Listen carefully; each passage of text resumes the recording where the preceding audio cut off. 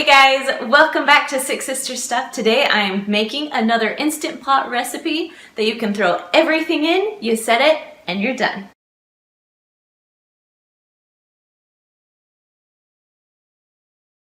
So I'm Kristen. I am sister number 2 from the Six Sisters at sixsisterstuff.com. So the last few weeks I've had a lot of you commenting saying you want more Instant Pot recipes. I've even had a few people texting me saying, okay, share some more. So today I'm sharing with you one of the easiest Instant Pot recipes because you literally are gonna throw everything in, you set it, and you walk away. So today we're gonna make my chicken teriyaki bowls. Now, usually when you make chicken teriyaki bowls, you have to cook your chicken separately, cook your rice separately, cook your vegetables separately. But with the Instant Pot, you can do them all at one time. Now, before I get started with this recipe, be sure to subscribe to my channel and push that little bell so you can get all of the notifications every time we post to YouTube.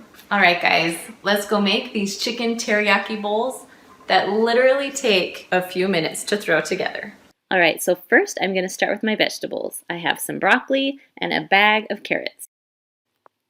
I like to use the small bag of carrots, but you can use whatever you want. And then I cut mine in half just so my kids can have a bite of carrots without trying to shove that whole thing in their mouth. But if you want to make it simple and easier, go ahead and just leave the carrots small without cutting them.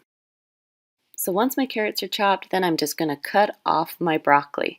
Now, in the Instant Pot, it cooks the broccoli really well, so you don't have to chop your broccoli any more than this. Next, I'm going to add 3 chicken breasts to the bottom of my Instant Pot. So I'm using a 6-quart Instant Pot. If you're going to use a 3-quart, just make sure you cut this recipe in half. Then you're just going to dump your cut up vegetables right on top of the chicken. Next, I'm going to add 2 cups of brown rice. Now you can use white rice, but I really like the brown rice. A few people mentioned that they like to soak their rice before dumping it in. That is totally fine too.